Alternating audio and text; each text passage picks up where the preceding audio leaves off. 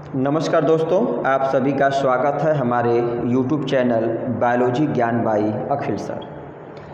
आज हम लोग जानेंगे एक नए टॉपिक के बारे में जिसका नाम है साइटोप्लाज्मिक इनहेरिटेंस या हिंदी में कोशिका द्रव्य वंशागति। आज के वीडियो में हम लोग प्रमुख रूप से जानेंगे साइटोप्लाज्मिक इनहेरिटेंस क्या है, साइटोप्लाज्मिक इनहेरिटेंस की खोज किस वैज्ञानिक ने किया था, साइटोप्लाज्मिक इनहेरिटेंस के प्रमुख एग्जाम्पल उदाहरण कौन कौन से हैं, साइटोप्लाज्मिक इनहेरिटेंस के कैरेक्टरिस्टिक्स फीचर क्या क्या हैं, और लास्ट में जानेंगे साइटोप्लाज्मिक इनहेरिटेंस का एडवांटेज या इसका एप्लीकेशन क्या है। देखिए, हम लोग टॉपिक पर देखें तो नाम से स्पष्ट है, साइटोप्लाज्मिक इनहेरिटेंस या कोशिका द्रव्य वंशागति। आमतौर पे क्या हम लोग जो पढ़े हैं या जान रहे हैं कि मोस्ट ऑफ ऑर्गेनिज्म में जो फिनोटिपिक कैरेक्टर्स होते हैं या जो फीचर हैं ऑर्गेनिज्म के, वह क्रोमोसोमल जीन या न्यूक्लियर जीन के द्वारा कंट्रोल होते हैं। लेकिन ऐसे तमाम एग्जाम्पल पाए गए अध्ययन में कि ऐसे भी बहुत सारे कैरेक्टर हैं हम लोगों में जो न्यूक्लियस के बाहर साइटोप्लाज्म के द्वारा कंट्रोल होते हैं। अब साइटोप्लाज्म में तमाम सेल ऑर्गेनेल हैं, जिनमें से मुख्य रूप से अगर देखा जाए तो क्लोरोप्लास्ट और माइटोकॉन्ड्रिया, इनमें खुद का डीएनए होता है। तो तमाम कैरेक्टर को क्लोरोप्लास्टिडियल या माइटोकॉन्ड्रियल डीएनए क्या करता है, कंट्रोल करता है। तो ऐसी कोई भी वंशागति जिसका कंट्रोल साइटोप्लाज्मिक जीन से या फिर माइटोकॉन्ड्रियल या क्लोरोप्लास्टिडियल जीन के द्वारा होता है, तो इसी को हम लोग क्या बोलते हैं, साइटोप्लाज्मिक इनहेरिटेंस। साइटोप्लाज्मिक इनहेरिटेंस में सिर्फ और सिर्फ मैटरनल प्रभाव, सामान्य में अगर हम लोग देखें तो फर्टिलाइजेशन के दौरान जो मेल गैमीट है उसका केवल जेनेटिक मटेरियल न्यूक्लियस क्या करता है, एक के अंदर इंटर करता है। तो फर्टिलाइजेशन या उसके दौरान या उसके बाद जो भी न्यूट्रिशन पोषण मिलता है वो सब के सब कहाँ से मिलता है, एग के साइटोप्लाज्म से मिलता है। तो ऐसे तमाम कैरेक्टर फीचर के बारे में अभी हम लोग जानेंगे जो साइटोप्लाज्मिक जीन के द्वारा, डीएनए के द्वारा कंट्रोल होते हैं। तो इसी प्रकार के वंशागति को हम लोग साइटोप्लाज्मिक इनहेरिटेंस के नाम से जानते हैं। अब हम लोग तमाम सारे इसके पॉइंट को एक एक करके डिटेल में देखते हैं। देखिए, सबसे पहले क्या है कि process of cytoplasmic inheritance was first discover by German botanist Karl Correns in 1908 study leaf variegation in Mirabilis jalapa. Meaning, सबसे पहले साइटोप्लाज्मिक इनहेरिटेंस की खोज करने का श्रेय जर्मन के जो बोटैनिस्ट कार्ल कोरेंस साहब को जाता है 1908 में। इस दौरान यह मिराबिलिस जलापा, जिसको हम लोग 4 o'clock प्लांट, 4 बजे के पौधे के नाम से जानते हैं, इस पौधे में ये अध्ययन कर रहे थे कि उनमें लीफ वेरिगेशन का कारण क्या है, जो पत्तियां हैं वह चितकबरी या अलग अलग कलर की, उसमें क्यों स्पॉटिंग है। तो इस दौरान इन्होंने पाया कि नहीं, लीफ जो कि वेरिगेशन जो है मिराबिलिस जो कि जलापा में, वह क्रोमोसोमल डीएनए से नहीं बल्कि साइटोप्लाज्मिक डीएनए के द्वारा कंट्रोल होता है। और इस आधार पर इन्होंने एक नए कॉन्सेप्ट को दिया, most phenotypic characters control by gene located in chromosome nucleus but discovery of cytogene support cytoplasmic inheritance. Meaning, majority of cases में अगर हम लोग देखें तो जो फिनोटिपिक कैरेक्टर है वह न्यूक्लियर जीन के द्वारा कंट्रोल होता है, लेकिन साइटोजीन मतलब ऐसे जीन जो साइटोप्लाज्म में पाए जाते हैं, इनकी खोज होना इस बात को और सपोर्ट किया या प्रमाण दिया कि नहीं, साइटोप्लाज्मिक इनहेरिटेंस भी होता। मीनिंग, ऐसे तमाम कैरेक्टर हैं जो साइटोप्लाज्म के जीन के द्वारा कंट्रोल होते हैं, जिनका वंशागति साइटोप्लाज्म से रेगुलेट होती है। अब अगर हम लोगों को परिभाषा बताना हो तो transmission of trait by genes located outside the cell nucleus that is cytoplasm known as cytoplasmic inheritance. तो कोशिका द्रव्य वंशागति है क्या, तो बता रहे हैं ट्रांसमिशन ऑफ ट्रैट, मतलब ट्रैट का ट्रांसमिशन और जिसका कंट्रोल क्या हो, साइटोप्लाज्मिक जीन के द्वारा हो, तो उसे ही हम साइटोप्लाज्मिक इनहेरिटेंस कहते हैं। एक चीज़ देखिए, इसमें ट्रैट शब्द जो है कई बार पूछा गया कि ट्रैट और कैरेक्टर में अंतर क्या है। तो किसी भी ऑर्गेनिज्म में जो तमाम जो फीचर्स हैं उसको हम लोग कैरेक्टर बोलते हैं, और ट्रैट का मतलब कि वह फीचर जो एक जनरेशन से दूसरे जनरेशन में ट्रांसफ़र होता है उसको हम लोग ट्रैट के नाम से जानेंगे।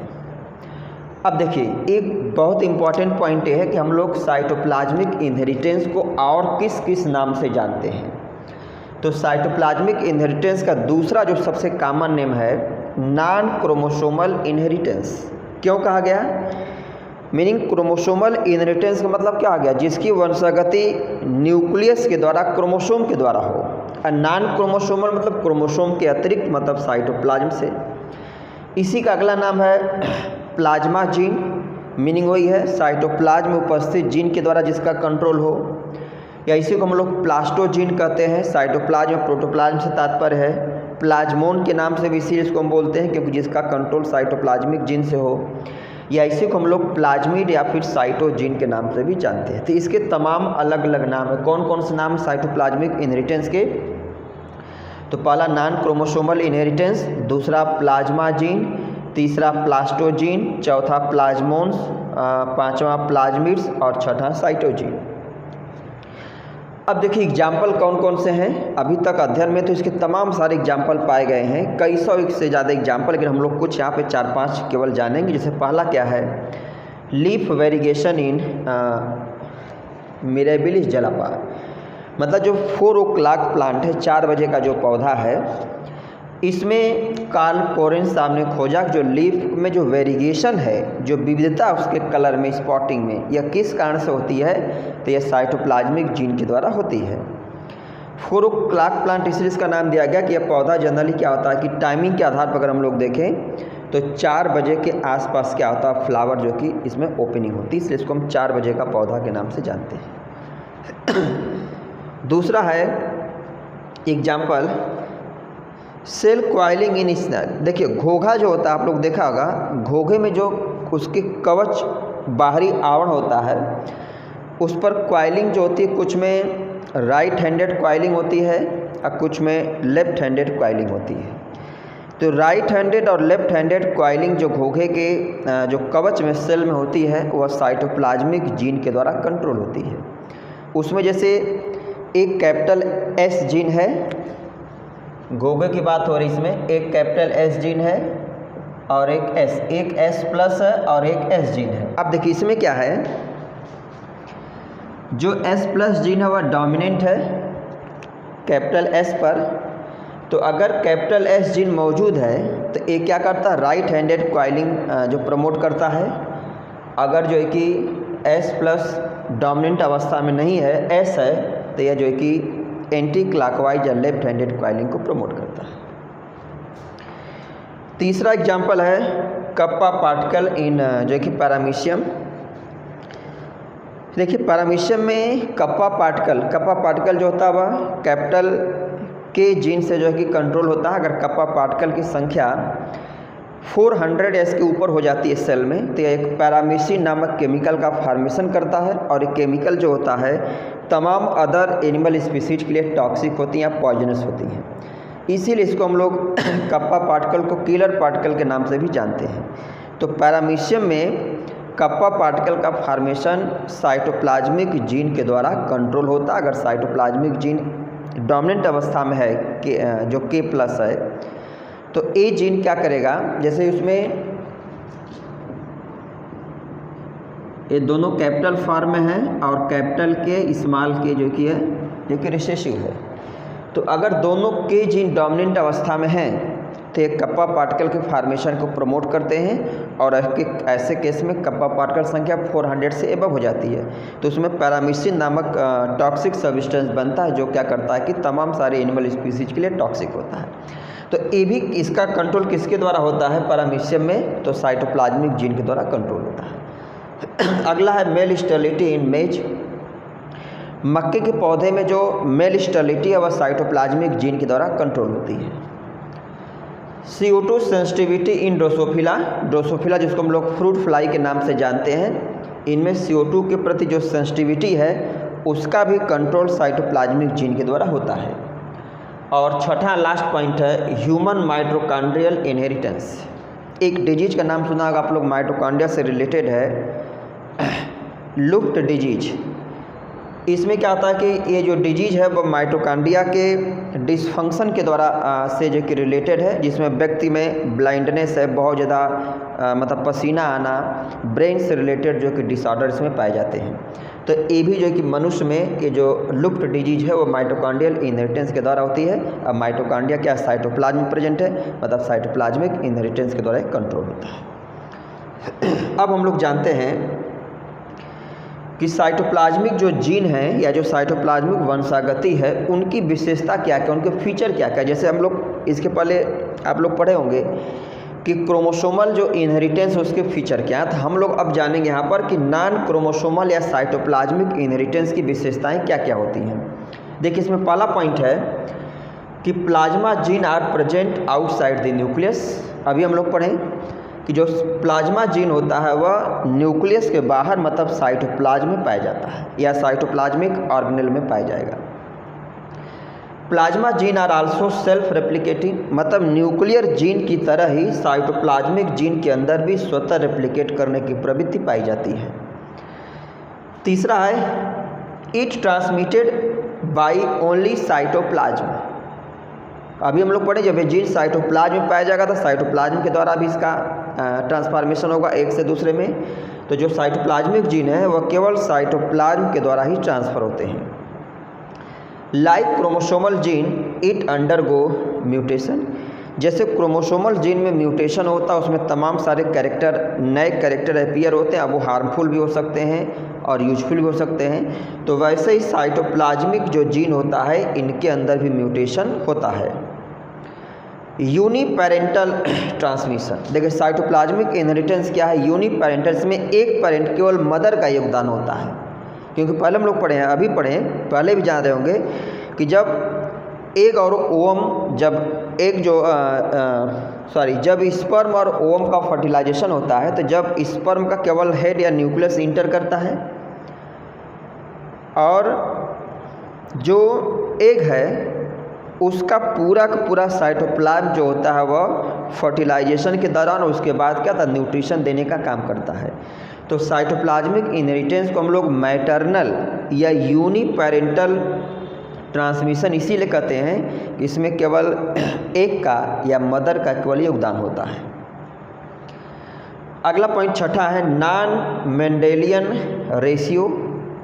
इसका मीनिंग ये हो गया कि जो साइटोप्लाज्मिक जीन है यह F1 F2 जो रेशियो, जो जनरेशन का रेशियो है उसमें मेंडल के नियम को फॉलो नहीं करता, मतलब मेंडल ने जो बताया था रेशियो ऑफ स्प्रिंग की उसको यह नहीं मानता है। सातवां विशेषता है नो क्रॉसिंग ओवर या फिर रिकम्बिनेशन, मीनिंग जो साइटोप्लाज्मिक जीन है इनमें क्रॉसिंग ओवर नहीं होती या कहीं किसी में रिकम्बिनेशन संभव नहीं होता है। आठवां है independent of nuclear genotype, meaning कि जो साइटोप्लाज्मिक जीन है वह जो है कि न्यूक्लियर जीन पर इसका कोई निर्भरता नहीं है, न्यूक्लियर जीन से बिल्कुल अलग, बिल्कुल सेपरेट है। और नौवां पॉइंट है absence of chromosomal loci, meaning कि जो साइटोप्लाज्मिक जीन है जैसा हम लोग पहले से पढ़े हैं, जान रहे हैं कि जो क्रोमोसोमल जीन होता है तो क्रोमोसोमल जीन पर या न्यूक्लियर जो डीएनए है उस पर जीन की लोकेशन फिक्स होती है, जबकि साइटोप्लाज्मिक के केस में जो साइटोप्लाज्मिक डीएनए है इस पर जीन की लोकेशन क्या आती है, वह रीडिसाइड या रिसाइट होती है, वह फिक्स नहीं होती है। तो ये बता रहे हैं कि एब्सेंस ऑफ क्रोमोसोमल लोकाई मतलब जीन रिसाइड्स, जीन जो होते हैं उनकी पोजीशन मॉडिफाई होती है। अब हम लोग जानते हैं कि साइटोप्लाज्मिक इनहेरिटेंस का एप्लीकेशन, इसका एडवांटेज क्या क्या है। तो सबसे प्रमुख एडवांटेज क्या है, हाइब्रिड सीड प्रोडक्शन। सबसे बड़ा लाभ इसका ये है कि हम लोग साइटोप्लाज्मिक इनहेरिटेंस के द्वारा जो है कि संकर बीज को बड़े पैमाने पर अच्छी क्वालिटी में बना सकते हैं। इससे क्या होगा कि हमारी प्रोडक्टिविटी बढ़ेगी हाइब्रिड सीड से। अब प्रोडक्टिविटी जितना बेहतर होगी, हमारा इनकम उतना बढ़िया होगा और हमारा जो सामाजिक स्टेटस उतना बेहतर होगा। दूसरा है cytoplasmic male sterility, meaning cytoplasmic inheritance के द्वारा हम लोग जो है कि मेल स्टेरिलिटी को बढ़ा सकते हैं। तो इसका लाभ ये मिलेगा कि हम सेल्फ पॉलिनेशन की प्रक्रिया को कंट्रोल करके डिजायर कैरेक्टर वाले प्लांट को या फिर स्प्रिंग को बना सकते हैं।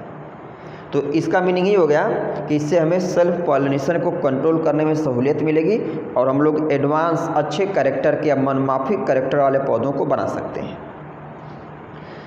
तीसरा है अगला पॉइंट है, देखिए थर्ड पॉइंट हो गया, ये फोर्थ, फिफ्थ, सिक्स, सेवन, एक पॉइंट छूट गया था। अब देखिए तीसरा क्या है, क्रिएशन ऑफ हाइब्रिड। हम लोग साइटोप्लाज्मिक इनहेरिटेंस के द्वारा हाइब्रिड बना सकते हैं। देखिए दो चीज़ बहुत इंपॉर्टेंट है, हाइब्रिड और हाइब्रिड में अंतर क्या है। देखिए सपोज ये दो सेल हैं, ये दोनों में क्या है, न्यूक्लियस है। तो fusion of two nucleated cell, अगर हम दो न्यूक्लिएटेड सेल को फ्यूज करें, उसके परिणाम स्वरूप जो प्रोडक्ट मिलेगा उसको हम बोलेंगे हाइब्रिड, और ये प्रोसेस क्या कहलाएगी, हाइब्रिडाइजेशन। लेकिन यहीं पे एक दूसरी अवस्था और है कि हमारे पास दो सेल है।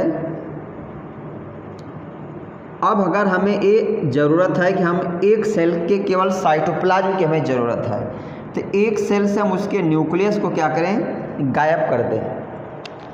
तो एक सेल का न्यूक्लियस और साइटोप्लाज्म दोनों है और दूसरे सेल का केवल क्या है, साइटोप्लाज्म है।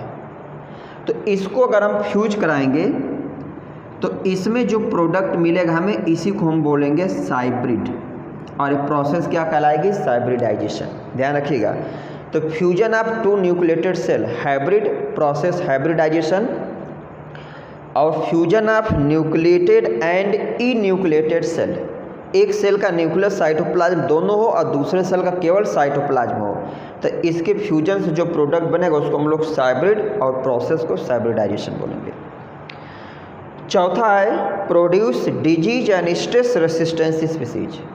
साइटोप्लाज्मिक इनहेरिटेंस के द्वारा हम लोग डिजायर कैरेक्टर वाले पौधों को बना सकते हैं। अगर हमें कोई ऐसा पौधा बनाना जो किसी डिजीज के, बैक्टीरियल, वायरल, फंगल डिजीज के प्रति अगर रेसिस्टेंसी शो कराना हो, या अलग अलग प्रकार की इन्वायरमेंटल कंडीशन के प्रति रेसिस्ट अगर हमें डेवलप करना, तो हम इसके द्वारा प्राप्त कर सकते हैं। और अगला पॉइंट है पाँचवा, प्रिवेंट ट्रांसजीन कंटामिनेशन।